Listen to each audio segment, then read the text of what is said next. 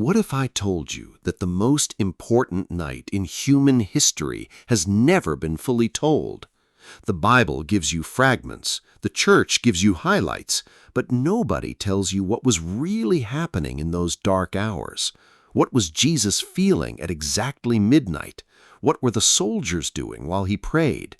What secret deal was being made just streets away? And why did one of his closest friends completely lose his mind that night? Most people think they know this story. They have heard it in church. They have seen it in movies. They have read it in Scripture. But knowing the outline of a story and knowing what actually happened inside that story are two completely different things. If you are enjoying this so far and learning things you never knew before, take 2 seconds right now, hit subscribe, and turn on the notification bell. Tonight, we are going inside the darkness. We are following every single hour of that night. We are filling every gap. We are going to places the Sunday sermon never goes. And by the time this is over, you will never read this story the same way again. Because here is what nobody tells you. Jerusalem that night was not quiet. It was not peaceful. It was not the calm, solemn scene most people imagine. The city had over 2 million people packed inside and around its walls for the Passover festival. The streets were loud. The crowds were massive. Roman soldiers were on the highest level of alert because Passover was the most dangerous time of year for riots and uprisings. And right in the middle of all of that chaos, one man was sitting at a table with 12 men he had walked with for 3 years, eating bread, drinking wine, knowing that before sunrise, everything would be over. Think about that for a moment. He knew exactly what was coming, every detail, every betrayal, every denial, every nail. He knew it all before he sat down at that table, and he sat down anyway. He broke bread anyway. He looked into the eyes of the man who would betray him, and he served him anyway. That is not a small thing. That is one of the most extraordinary details in all of human history, and it happens before the night even truly begins. So, who was at that table? What was really being said? What was happening underneath the surface of that final meal that the Bible records but never fully explains? What were those 12 men feeling as the night grew darker and the words of Jesus became stranger and heavier with every passing moment? That is where we begin. Not in the garden, not at the arrest. We begin at the table. Because everything that happened in the darkness of Gethsemane, everything that happened when the soldiers came with their torches and swords, it all started right there, at that table, in that upper room, on that final night. This is the night they never fully told you about, and it starts right now. To understand what happened that night, you have to understand what Passover meant to Jewish people in the first century. This was not just a holiday. This was the most sacred night of the entire year. Every family gathered, every home had a meal, and the meal followed a very specific order that had been passed down for over 1,000 years. There were 4 cups of wine that every person at the table was required to drink. There was unleavened bread, there was bitter herbs, there was lamb, and the entire meal could last 3 to 4 hours as the story of the Exodus from Egypt was retold and celebrated. This means that Jesus and his 12 disciples sat together at that table for hours, not minutes, hours. And somewhere during those hours, Jesus said something that shattered the atmosphere of that room completely. He said, "One of you will betray me." The Bible records that every single man at that table immediately became troubled. They began to look at one another. They each began to ask him one by one, "Lord, is it I?" That room went from celebration to paranoia in a single sentence. Brothers who had traveled together, eaten together, slept under the same stars together for 3 years were suddenly looking at each other with suspicion and fear. But here is what is remarkable. Jesus already knew exactly who it was. He knew before he sat down, and yet he sat at that table and served every single man in that room, including the one who was about to hand him over to his enemies. When Judas left that table, the Gospel of John records something deliberately. It says, "He went out, and it was night." Scholars who have studied this passage for centuries believe John was not simply telling us the time of day, he was telling us something much deeper. That when Judas walked out of that room, he walked out of the light and into darkness in every sense of the word. And Jesus watched him go. He did not call him back. He did not expose him in front of the others. He simply watched the door close behind him and then turned back to the remaining 11 men and continued. Now here is a detail that almost nobody talks about. After the supper was finished, the Bible records in Matthew chapter 26, verse 30, that before they left for the garden, they sang a hymn together. Jewish tradition tells us this would have been the Hallel Psalms, Psalms 115 through 118. These are the psalms that speak of God's deliverance and salvation, and buried inside Psalm 118 are the words, "The stone that the builders rejected has become the cornerstone." Jesus sang those words about himself on the night he was going to die. He stood in that upper room and he sang about his own rejection and his own purpose before walking out the door into the darkness. That is not a small detail. That changes everything about how you see what came next. When Jesus and the remaining 11 disciples left the upper room, they walked through the crowded Passover streets of Jerusalem, passed through the city gates, and crossed the Kidron Valley. The Kidron Valley in first-century Jerusalem was where the temple sacrifices were drained. On Passover night, with thousands of lambs being sacrificed at the temple, historians tell us that valley ran with blood.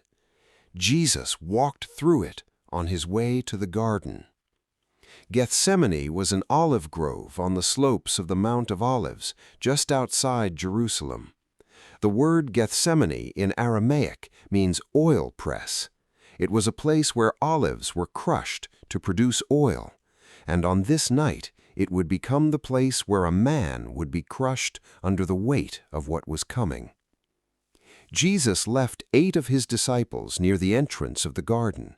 Then he took his 3 closest friends deeper inside, Peter, James, and John, the same 3 men who had been with him on the Mount of Transfiguration when they saw his glory. Now they were being brought to witness something completely different. He said to them, "My soul is overwhelmed with sorrow to the point of death. Stay here and keep watch with me."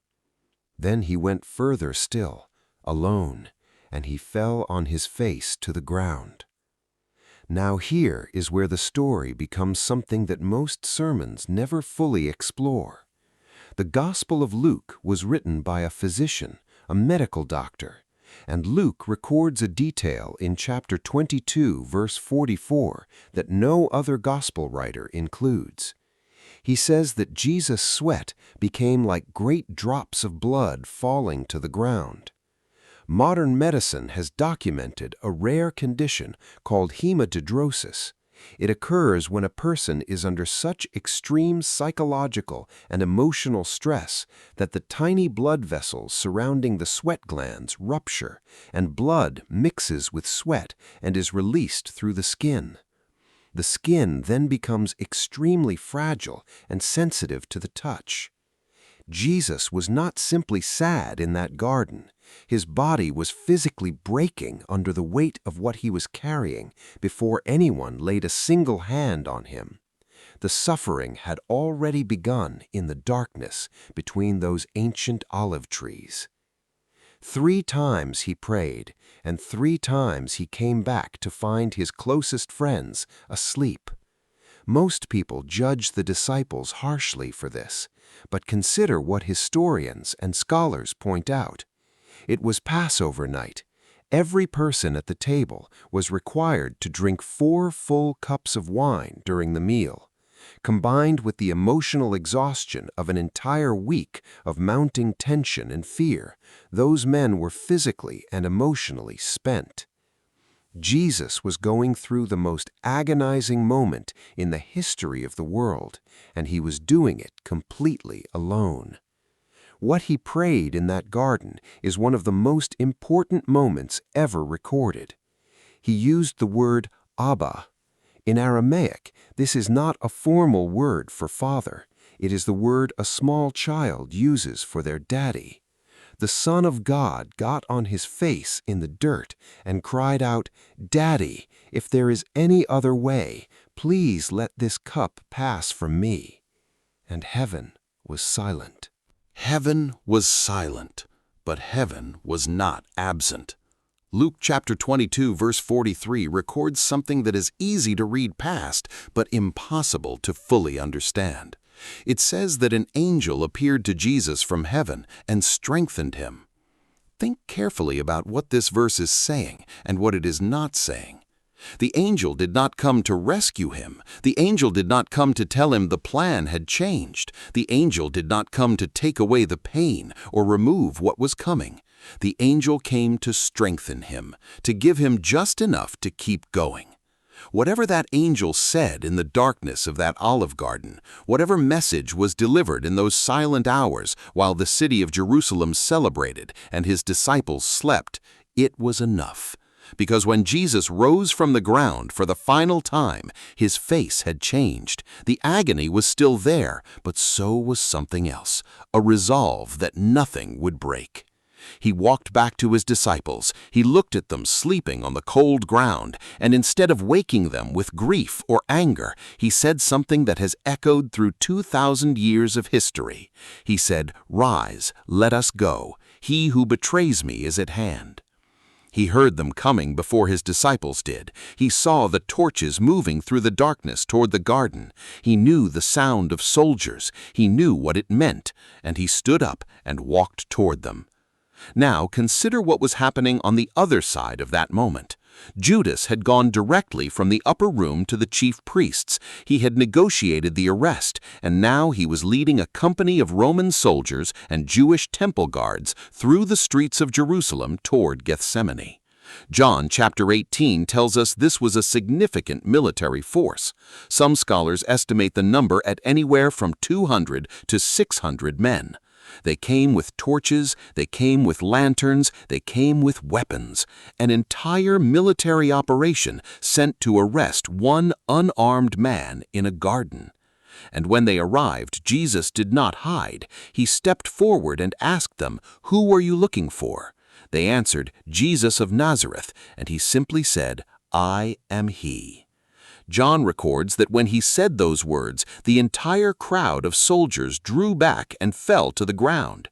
An armed military force stumbled backward in the presence of one man speaking his own name. No weapon, no army, just words. This detail is almost always skipped over, but it is one of the most significant moments of that entire night. In the middle of being arrested, surrounded by hundreds of armed men, Jesus demonstrated in a single moment that nothing happening to him was being done against his will. He was not captured, he was surrendering, on his own terms, in his own time.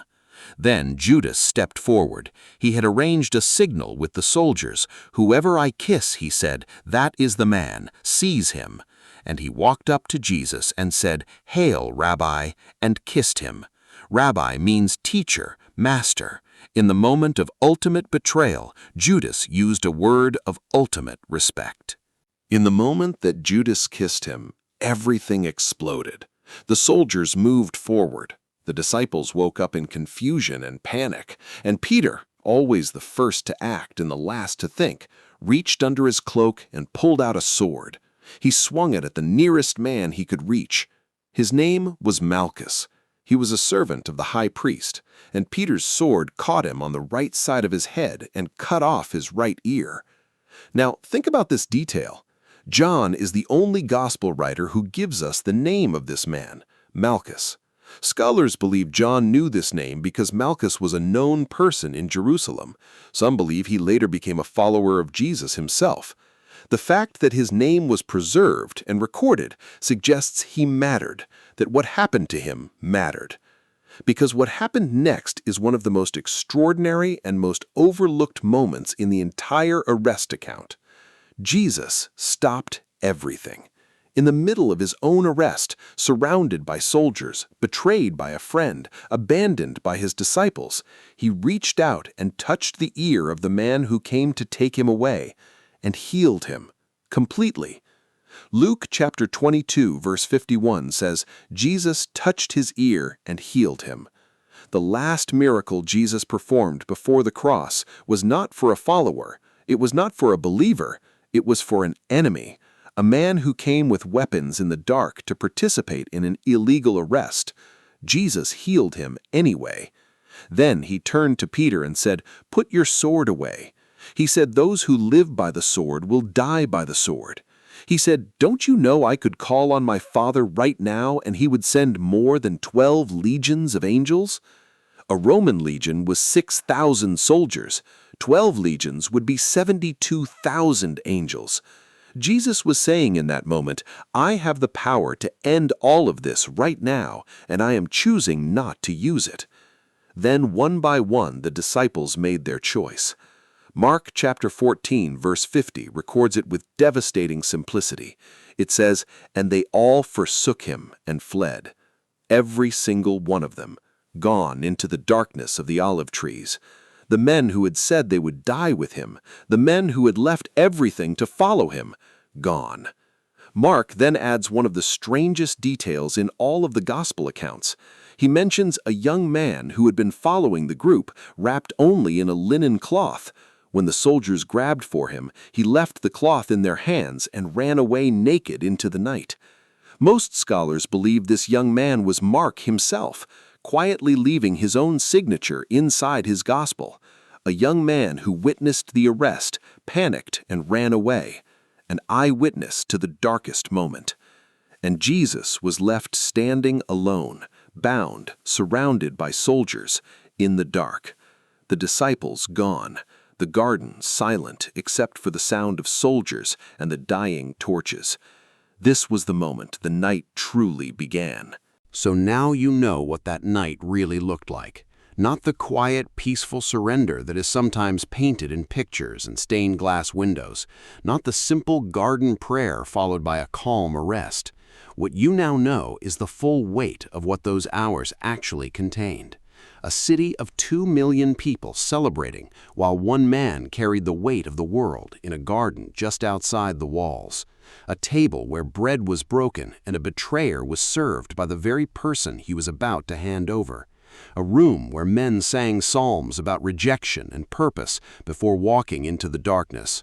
A garden where a man's body broke under emotional pressure before anyone raised a hand against him. A prayer so raw and desperate that the Son of God called out to his Father using the word a small child uses for their daddy. An angel who came not to rescue, but simply to strengthen. A military force that fell backward at the sound of one man's voice. A final miracle performed not for a friend, but for an enemy. And then silence, as every person who claimed they would never leave him ran into the darkness and disappeared. This was not a story about weakness. This was a story about the most intentional, deliberate, eyes wide open act of sacrifice in the history of the world. Every moment of that night, Jesus had the power to stop it. He had already demonstrated that power when the soldiers fell at his words. He had access to 72,000 angels by his own account. He could have walked away at any point. He chose not to, every single time. And that is what makes this night unlike anything else in human history. It was not the suffering that was extraordinary. History is full of people who suffered. What was extraordinary was the choice, made over and over again throughout those dark hours, in the upper room, in the garden, at the arrest. Every moment was a choice to keep going. Now here is the question that should sit with you long after this video ends.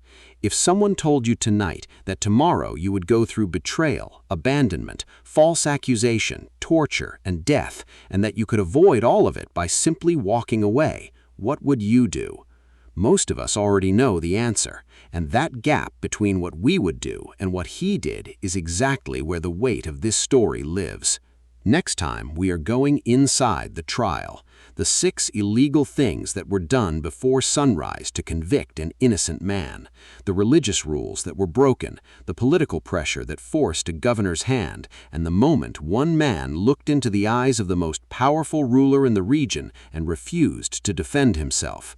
That story is coming, and it is one you will not want to miss. If this video opened your eyes to something you never saw before, share it with someone who needs to hear it, and make sure you are subscribed because this journey is just getting started.